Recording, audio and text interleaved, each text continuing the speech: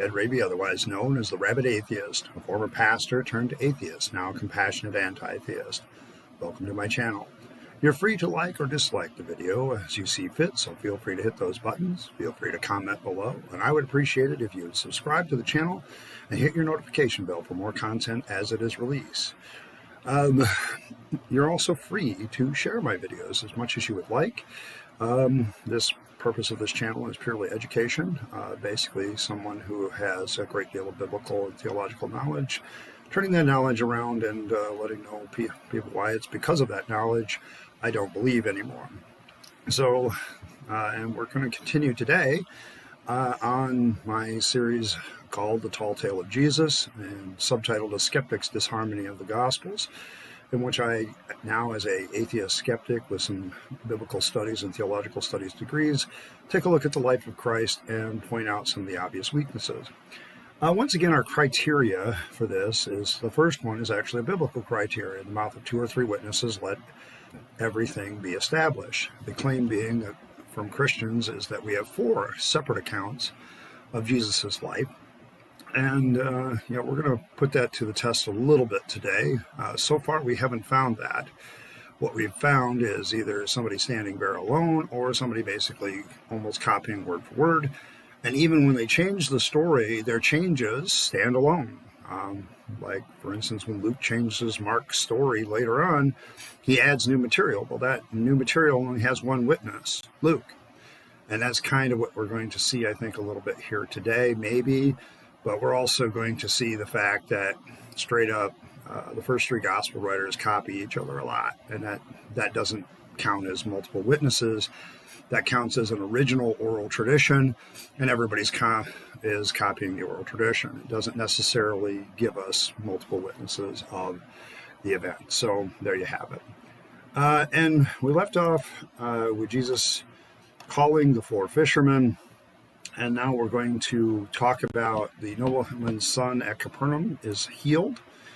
And this is a very interesting story because I don't really have too much to say about it other than it's completely a single witness again. Once again, the Synoptic Gospels don't even relate this story. It's very similar to another story they do relate, but there's such significant differences, you have to kind of account for those differences to say that it's a completely different story. Now, this should not be unusual that we'd have different stories that are similar, because Jesus ministered supposedly for 3 years. In that 3 years, you're going to have similar accounts, similar things happen. You're going to have, like, later on when we discuss the teachings of Jesus, there's the Sermon on the Mount and the Sermon on the Plain, both of which are very similar in their content, but there's some important differences. The Luke Sermon on the Plain, for instance, leaves some things out, but includes others, and Matthew includes some things that Luke doesn't. This should not surprise us. As an itinerant preacher, Jesus would have traveled around. He would have had a new crowd in front of him, and he would have given the same spiel that he gave before in some other place. And as somebody who's preached on the same passage or the same message on a couple of occasions in more than one context. Remember when I was I was preaching my own church, and then I was filling in another church. I didn't prepare 2 separate messages. I prepared one, and I preached it twice.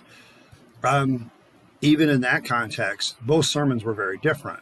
1, the audiences were different, and 2, I would think of things in the second time that I didn't think of before, or there were things that I said in the first time I just didn't want to say again and edited them out. So, when you've done a little itinerant preaching, you kind of understand that you're going to preach some of the same things. It's just going to be different. And that's all I see with that stuff. I don't consider those contradictions. I don't consider that anything. It's just, there's a logical reason why an itinerant preacher would have different things. But here, we don't even have that. With John here in John 4:48 and following, or 46 and following, we have the healing of the nobleman's son, and John is the only one that talks about this. Now, we need to remember, the Synoptic Gospels don't mention this story at all. So either this is another oral tradition that John does this. People ask me, do you think John had the other Gospels in front of him? Oh, yeah, because he deliberately avoids almost all the stories that Matthew, Mark, and Luke talk about. There are very few stories that are like the same in all four Gospels, or even in the Synoptics and John. Okay, that thing happens very, very rarely, and it's almost like John is deliberately avoiding the Synoptic Gospels. That's why I think he had them in front of him, and he's like, I don't want to tell this story again. There's another story I want to tell here. And, so he tells this various stories that aren't in the other Gospels. Now, this creates a problem for our criteria because there is no 2 or 3 witnesses of this, because in this case, there's only one, John. Now, my second criteria is anything else that's odd. I don't find too many things odd about this story. It's just, I don't know that you can really call it a miracle. Okay, I've experienced this in real life before. Miracles and God had nothing to do with it. So, let's read the story and find out. It says, therefore he came again to Cana of Galilee, where he made the water wine, so he's coming back around. And there was a royal official whose son was sick at Capernaum. And when he had heard Jesus come out of Judea into Galilee, he went to him and was imploring him to come down and heal his son, for he was at the point of death. So Jesus said to him, unless you people see signs and wonders, you simply will not believe. The royal official said to him, sir, come down before my child dies. Jesus said to him, go, your son lives. The man believed the word that Jesus spoke to him and started off. And he was now going down. His slaves met him, saying that his son was living. So he inquired of the hour that he began to get better. And they said to him, yesterday at the 7th hour, the fever left him. So the father knew that it was the hour which Jesus had said to him, your son lives, and he believed in his whole household. This is again the second sign that Jesus performed when he had come out of Judea and Galilee. Now, obviously, the first obvious problem is John is the only one that talks about this story. But within the story, there's a lot of story issues that we only can take the word of the writer of John. There's no collaboration. Okay, like, who is this royal official? That would have been nice to know. These gospel accounts have no problem naming Herod or Pontius Pilate or any other official. Why is it that certain officials suddenly become very anonymous?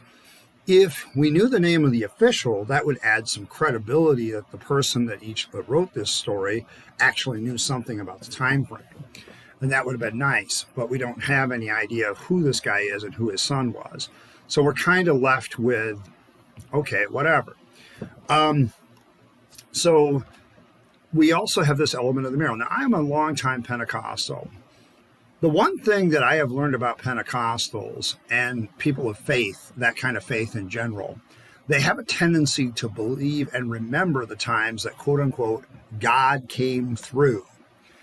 Okay, but the myriad 90 other % of the time where God doesn't come through, they forget.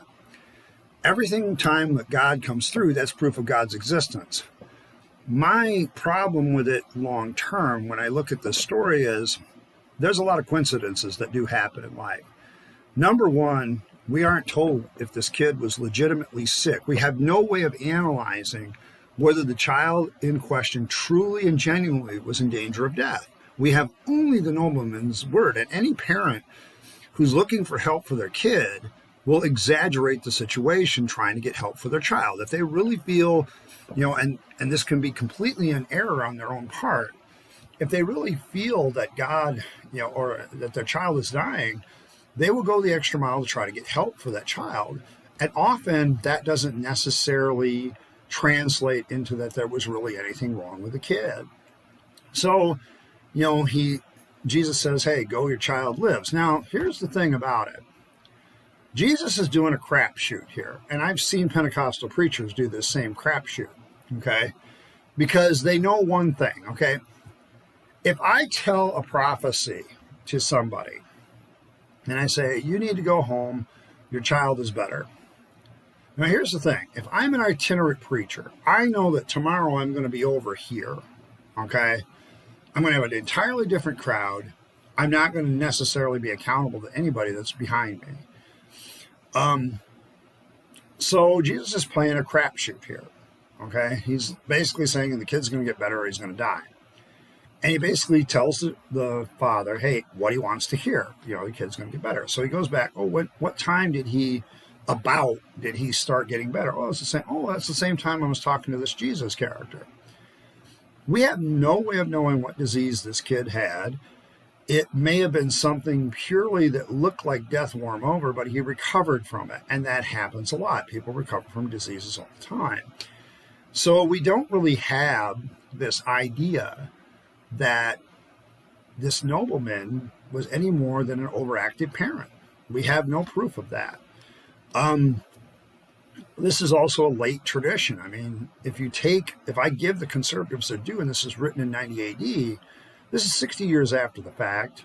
A lot of things can happen. None of the other gospel writers talk about, which would add some credibility to the story in some ways, but in other ways it might just be copying again. What we don't have is any other historical witnesses, and there's no historical markers in this story that we can go verify it with. It literally hangs in air, and you either accept it as a true story or you say, guy could be making it up. In fact, I would say it's probably likely that he's making it up. I have literally seen preachers do this from the pulpit where they do a shotgun prophecy to a bunch of people, and if one or two of them it comes to pass, okay, that becomes the tradition behind that preacher. The 6 other times they were wrong or were incorrect or it didn't work, nobody remembers. But everybody, because this is why you get out and get people to testify. This is why you get out and get people to tell the stories. When God comes through, you tell that story. The 95 other times that God didn't come through, you ignore that. And that's kind of the way religion builds. I don't see any difference between this story and any other thing that I have seen that is very much like it. So, I don't know. I find this convenient. It's a very convenient story to have, even if I take the earliest date of John. It's still kind of late in the game and nobody else talks about it. So what is going on here other than John, the writer John, wants to introduce a new tradition with a new oral tradition and not really give any collaboration for it. All right. At this point, Jesus is going to head on to Capernaum, and he's going to cast a demon out of somebody at the synagogue. And this is where some of the Sabbath controversy begins. Jesus and the Sabbath. I'm going to make some comments about Jesus and the law later that I find very interesting. The more I look at it, the more I realize that Jesus wasn't very much of a law keeper. A lot of Christians say, well, yeah, sure, except Jesus openly says that he had not come to break the law, but to fulfill them. Okay, then why did you break them? Okay, and literally I can point to where Jesus is advocating for people to break the law. So, and I'm talking about the law of Moses. I'm not talking about the law of the Romans or whatever. So what we have here is Jesus heads to Capernaum now. Okay, so he's heading into the synagogue, as would his kind. And it's going to tell us that he taught. Okay, so we're going to Mark chapter 1, verse 21. So then they went into Capernaum, and straightway on the Sabbath day he entered in the synagogue and taught. And they were astonished at his doctrine, for he taught as one with authority and not as the scribes. And there was in their synagogue a man of unclean spirit, and he cried out, saying, let us alone. What have we to do with thee, thou Jesus of Nazareth? Art thou come to destroy us? I know you are the Holy One of God. And Jesus rebuked him, saying, hold thy peace and come out of him. When the unclean had tore him and cried with a loud voice, he came out of him. And they were all amazed, insomuch as they had questioned among themselves, what thing is this? What new doctrine is this? For what authority commandeth even unclean spirits, and they do obey him? And immediately his fame spread around through all the region round about Galilee. Let's read Luke, because I don't think you're going to see much difference other than stylistic differences.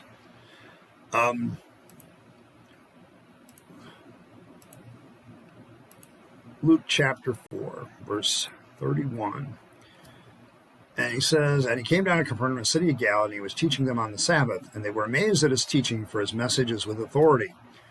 In the synagogue there was a man possessed by a spirit of an unclean demon, and he cried out with a loud voice, let us alone. What business do we have with each other, Jesus of Nazareth?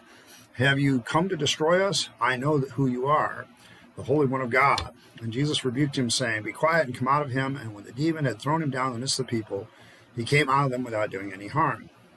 And amazement came upon them all, and began to say with one another, what is this message? What authority and power he commands unclean spirits, and they come out? And this report about him was spreading in every locality and surrounding district.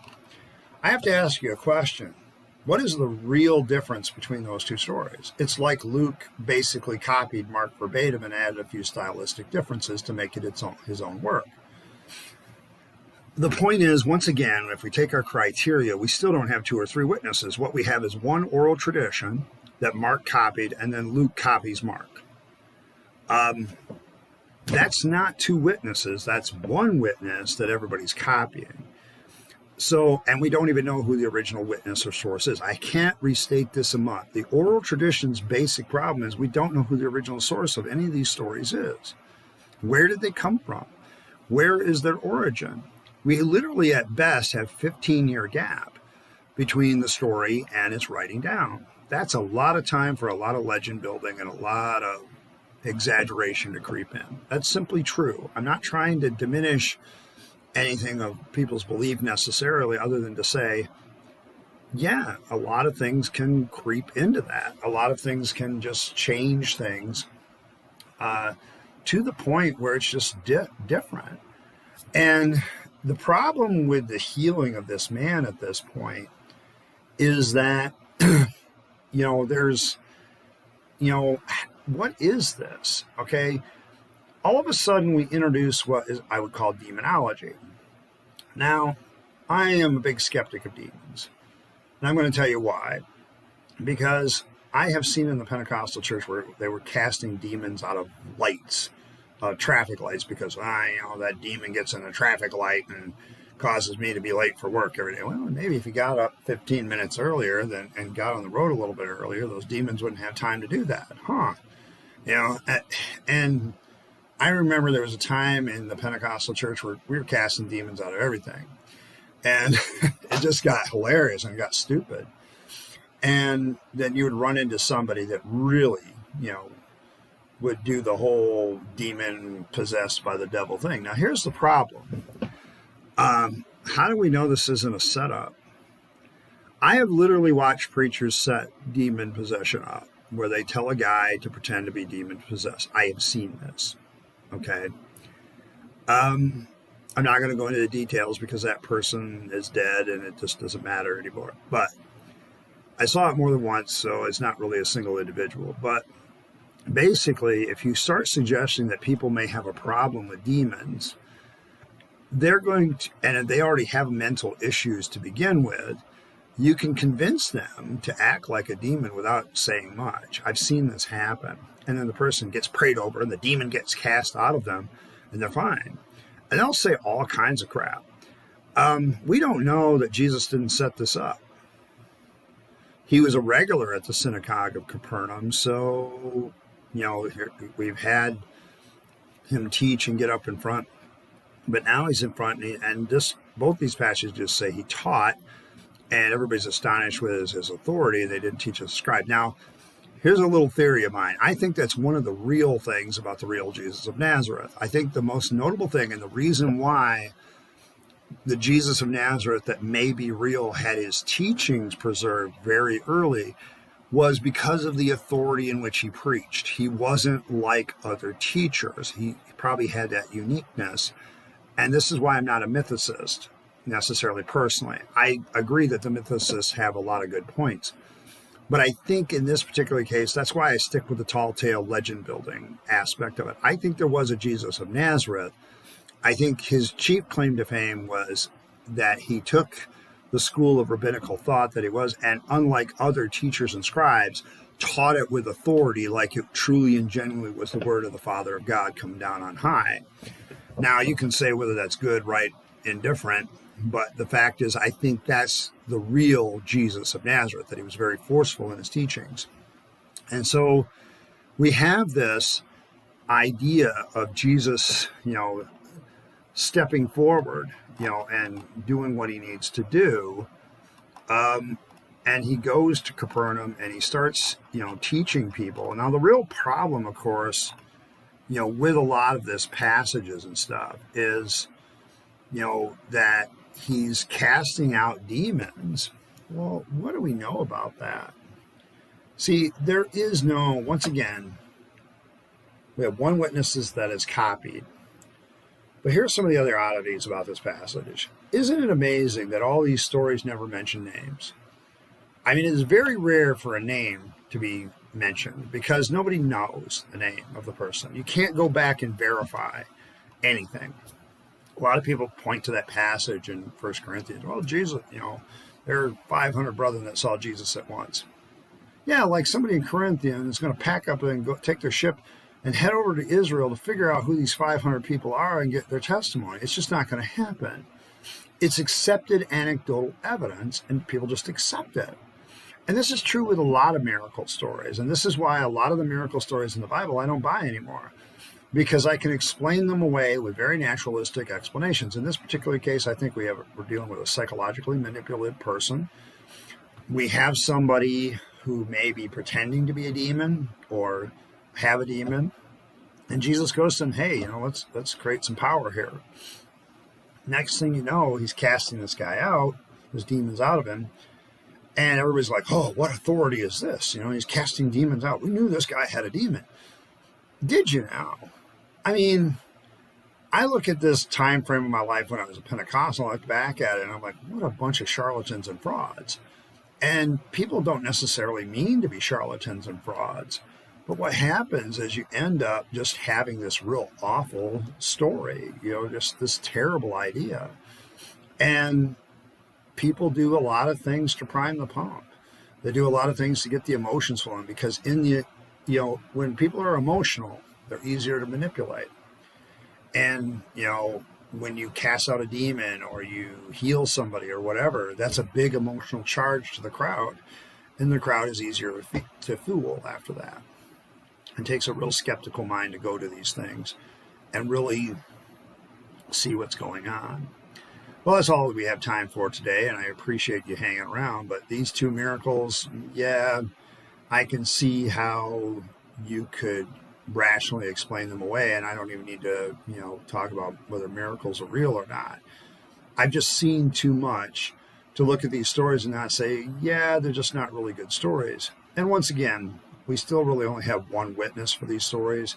Yeah, we have one of them copied down, but it's almost word for word, other than the stylistic differences. So once again, we still don't have our 2 or 3 witnesses that we're looking for. And we have a lot of problems with both passages. I want to thank you for stopping by. Like, share, subscribe, do what you want to do. And I hopefully someday can convince you to be a rabid atheist like myself. In the meantime, this is Rabyd, also known as the Rabid Atheist, signing off and wishing you a good day.